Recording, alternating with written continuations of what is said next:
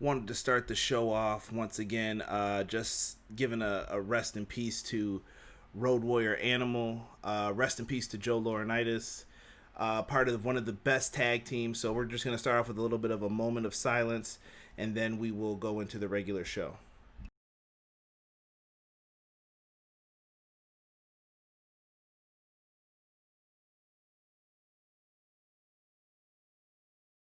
Everything pro wrestling, they can never be you. Listen to the podcast here for the people. The best show that's here, so listen in. Let the knowledge begin. The opinion and the lesson, yes. Everyday pro wrestling, they can never be you.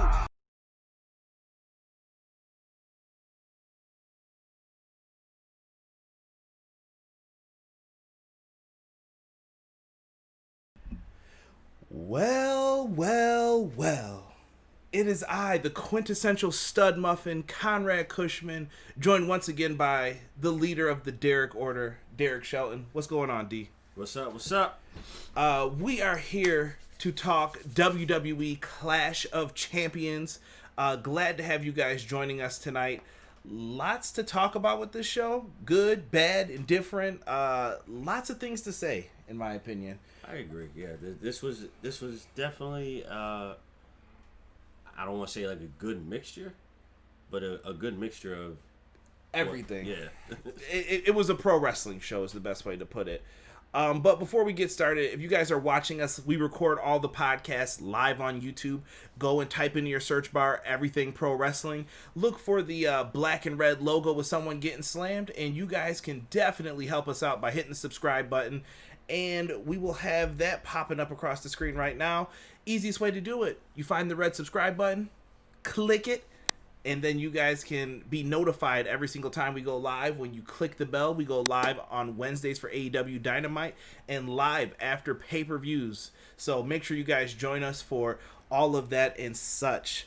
This is going to be, like I said, an interesting review, and I would love to hear your thoughts. Live chat interaction is everything when it comes to Everything Pro Wrestling. So the voice of the people is very important, as you guys heard in our intro. Shout out to Montezi. Put out a really dope song with Brian Cage, Terminate on Sight. So make sure you guys check that out on YouTube. He's got a music video for it, and it's on his Twitter as well, at TZ Scott. So make sure you show some love. But this is about Clash of Champions, where all the champions get together, D, and supposedly defend their belts, or not tonight in some cases. Yeah. We lost some matches on the show, and the card got a little jumbled up. So down below, that was the original card. What I'm going to be speaking about is what happened. All right? Yep. Let's give a shout out to some people in the chat right now. Original Biggie, first one in the house. So shout out to OB1. What's good, Original Biggie? Ace, one of the mods as well in the chat with OB1. What's happening, brother? Good to have you in here. We were talking a little bit before. OB1 said he was glad to see Pyro back. So yeah, I hope he enjoyed the Thunderdome tonight. This black guy _ what's going on, Steve? He said, okay, now I see how that can be a great way to set up Roman versus The Rock. Steve, this man said the exact same thing. So, yes, very interesting. Yep. Connor is also in the house. What's good, Connor? Connor had a little live stream going earlier. So what's happening, brother? Oh, we got our boy from across the pond, my man Foul Original. Foul, what's good, man? My boy Foul. Always enjoy Foul being in the chat. Someone I love working with, so make sure you check out Foul's content as well. Derek, let's not waste any more time. Let's get into this Clash of Champions review. Woo! Let's talk about the pre-show match first. So, Asuka and Zelena Vega were going to be on the pre-show. It looked like a sure thing. I thought the match belonged on the pre-show personally. They didn't do a lot of build-up to it. But we went with another match that I thought was pre-show worthy. And I realized I did not write the challenger's name just now, so I'm going to fill that in because I'll feel bad. We have Cesaro and Shinsuke Nakamura, two guys who should be in way better spots than they are, but I'm glad that they're getting TV time still. Yep. They took on the Lucha House Party tonight. Lince Dorado and Kalisto. What do you got? You sound like you got some thoughts already. What's going on, Rob? I just saw NBA is garbage. I can only imagine what's happening. Oh man! But what do you think of these two teams, Derek? You sound like you had some thoughts on your mind when it comes to that. Well, Cesaro and Shinsuke have been getting the royal shaft. Why is it royal? Because it's being ran by a royal jackass. Corbin or McMahon? McMahon. All right, go ahead. And not shined up either. It's just raw and dirty. Maybe a little bit of rust here and there. Let's keep this PG for the adults. Well, that's true. But then it's still not as bad as Lucha House Party. Oh, yeah, I said Lucha Party. Excuse me. Lucha House Party. What the hell is this, bro, at this point? Like, I felt like we were getting a turn. We haven't gotten a turn. I feel like WWE's being really indecisive on them. They are, but well... Or are they just playing a long game, maybe, with it? I don't know what kind of game they're playing. Where's Kalisto to go after this? Is this, like, the storyline? Are they going, like, the Final Fantasy route? Because, Final Fantasy's got about, like, 25,000 games out, so... Right. There's things that can be done. Yeah, I don't know. I mean, they have to believe in them for some reason. You can't just believe in them for the skills that they have. You have to have something there to want to still put them on. Because if you didn't want them there... You easily could have taken them off TV time, and we all know that's possible.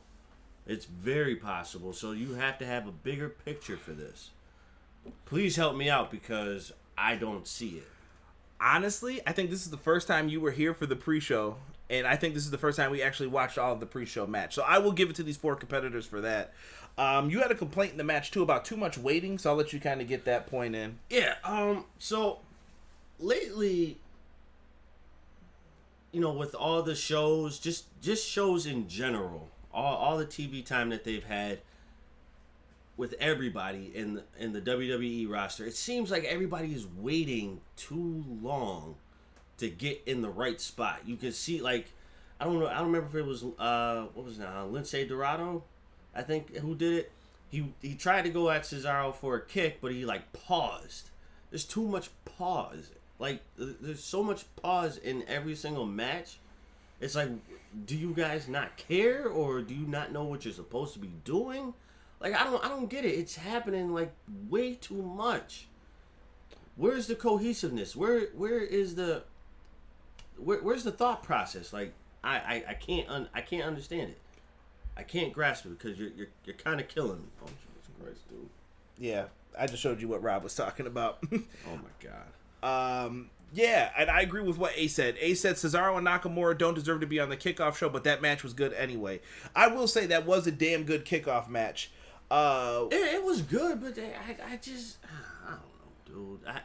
The style of today? The style of today doesn't make any sense. I get it. And I get frustrated with it too sometimes. A lot of the like kicks, you gotta miss, I'm gonna grab you, boom, boom. It's too choreographed a little bit to an extent. Yeah. I understand. I get some really good matches out of it sometimes when it's done right and you get the right people who know how to mix it up. But I hear what you're saying on your point of it. I thought this was a good match though too. It ends with the giant swing into the Kinshasa for the 1-2-3. I don't know. We didn't see Lucha House Party really have more dissension tonight. I don't know what's going on with this. All I know is Cesaro and Nakamura are still your tag team champs. These are two guys who deserve better. These guys are just like The Bar, just like all the teams Cesaro's been with. Give these guys a shot at like the Intercontinental title. Give them a shot at something. Like, not saying now, but maybe down the line. And Nakamura, he should have been a world champion. I'm going to always say this. I don't give a damn. And Cesaro should be competing for world titles too, in my opinion. But like I said, hopefully their time will come. I hope Vince hasn't passed them by yet. Start letting them go. If you're not going to do anything with them, let them go. You know how that goes with them usually. Now, Ace just put up SmackDown Tag Division needs more work. Ace, in WWE, that entire division needs more work. Now, you know me. I'm the first one to say something about AEW's women's division not being the best. And it's time to call out WWE. your tag team division sucks. And you know how it wouldn't suck? Maybe if you combined the belts and had one set of tag belts. It's time. Like, you don't need this anymore. You've got teams, you've got them split up on the shows, but you don't have enough right now. And I'm not getting into the whole pandemic party. I don't know what was going on, but apparently a bunch of people were sick. Hence why we were missing Nikki Cross on this show. The women's tag titles weren't defended. There was a lot of hoopla and BS, and they had to kind of juggle things around. Why don't we get off the 2 shows? Why don't we just make it 1 show? Are you referring to Raw and SmackDown? Yes. I think they just have so much talent, bro. They want to hoard that talent, so it's difficult. I think the key is you have to really separate the shows. You can't. Vince wants to control which show is better, which show has what. But if the writers are writing better shows, tell the other writers to improve. We'll get into that more in a second. We can get into that in a second. We gave that match a B- though for the kickoff show. Thought it was great. Josh Burton in the house from Everything College Basketball. Make sure you guys check out Everything College Basketball. One of the premier podcasts in covering everything college basketball, from recruiting to March Madness to all the games. They have a wonderful Facebook group you guys could join as well, so make sure you show them some love. PR Nightmare in the house as well. What's good? Hashtag choke out in the building. I respect it. Rockstar is here as well. What is going on? He said he's been watching the G1. Wonderful tournament, by the way. Wonderful. Absolutely enjoyed it. And he said end the brand split. We'll be getting to that. Trust me. And you're going to hear a miniature rant that I've been waiting to do for quite some time, that I've already had planned. And I'm sure some of you have heard it before. Let's talk about Match of the Night. That's right. It was the opening contest on the main card. It was for the Intercontinental Championship, a title that was my favorite growing up in pro wrestling, defended in a ladder match. This match had shades of Shawn Michaels, Razor Ramon, WrestleMania 10, when Shawn said he was the real Intercontinental Champion after being suspended, and Razor said, I'm the real Intercontinental Champion. How do you decide who it is? Hang both belts up. But in this situation, we had Sami Zayn, who lost his title in similar fashion. He did not follow the 30-day rule. He went out, and they took the championship away. AJ Styles wins the tournament, but then AJ has since lost the belt to Jeff Hardy, and Sami's back to say, I'm the real Intercontinental Champ. AJ just wants his rematch, and Jeff Hardy is living the life of a champion. I think I got all that in there. Yep. So, both belts are hanging up. You got to pull both belts down. Let me start off with this. First thing I have written down, Sami Zayn selling in this match. Fucking perb. I tried to censor myself. Cut me a break, YouTube. He's so great, dude. Sami is that guy. Sami is that guy. He's that guy who hasn't gotten put in the same category as Dolph Ziggler. Yeah, dude, he sells great. Listen, when Sami Zayn was a babyface on NXT, I thought the dude was gold. Like, he reminded me of Rey Mysterio. I had sympathy for this man when he was taking bumps. But then as a heel, I was like, is this going to work?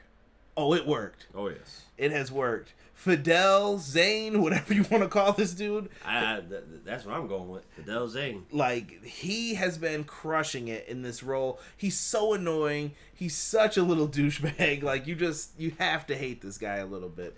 And he sold like a champ here, man. Getting hip tossed on the ladders, bouncing off of them. It reminded me of a lot of his Ring of Honor stuff with the ladder wars and everything else. Yep. Dude, really, really good, man. Jeff Hardy. Jeff Hardy is still a crazy sumbitch. I don't care what anybody says. Why is this man doing splashes on top of ladders that are upside down onto the part that allows you to separate the ladder? Why? Who knows? Bro, I was waiting for him to like start gushing blood. Dude, I want to know how this shirt or whatever he has in his back pocket never came out one time. If anybody knows how Jeff Hardy keeps his shirt in his back pocket, Derek's probably been wondering since SVR08. Help the brother out, because he wants to know, how is that shirt not coming out of his pocket? I want to know, because that's been in his pocket the whole time. PR said, I started designing a choke out EPW shirt design. Hopefully that gets put up before Derek's join the Derek order sign. Rob, we're waiting on you, bro. Now it's on Rob, so you guys can harass him in the chat as far as that goes. Let's see here. Ace said ladder match was my favorite match of the night. We can agree on that. Josh Burton says he agrees about the tag division. And Original Biggie said because he's Jeff Hardy. Suitable answer for me. I love Jeff. Jeff is just crazy. I mean that's just how it seems. You know, Jeff gets a lot done, gets a lot by. You know, I mean, does the man have like an off switch though? Like, when do you chill out, Jeff? That's my question. Never. I guess he wouldn't be Jeff Hardy if he was like that. The man probably does sunset flips in his dreams. Speaking of that, dude, they set up a ladder between the apron and the table. Jeff Hardy does his classic spot that we've seen him do with CM Punk, the Dudley Boys, Edge and Christian, Edge. I think he hit it on Cesaro. Yep. Tried to get Sheamus, but it didn't land all the way. I was at that WrestleMania. Freaking dope moment, by the way. Dude, I don't get it, bro. He does it once again. I know his tailbone has to hurt after he hits that, bro. He just landed right on the ground. Yeah, his tailbone's got to be shot. If not, that's a mean-ass bruise. PR Nightmare says he's either got it sewn in or Velcro, he thinks. Listen, it has to be one thing, but that's so long, dude. Yeah, you would think by someone would step on it, it would fall out something. Like, do it. All right, he's climbing up the rope. Let me tug on this real quick. Peace. Anyway, they piped in "This Is Awesome" chants, and this is when things started getting good. People's backs are getting jacked up. Like, you're starting to see the effects of the ladder match. And we haven't mentioned AJ in this. AJ was putting the beat down on people, and AJ got his ass whooped as the phenomenal one only can. So during this, Sami Zayn, this match reminds me of the movie Saw. Now, it's Halloween time. It's coming up, and I can't wait to see the new Chris Rock version of Saw, by the way. Yeah, that's going to be dope. Yeah, it looks pretty good. I'm a horror movie film fan.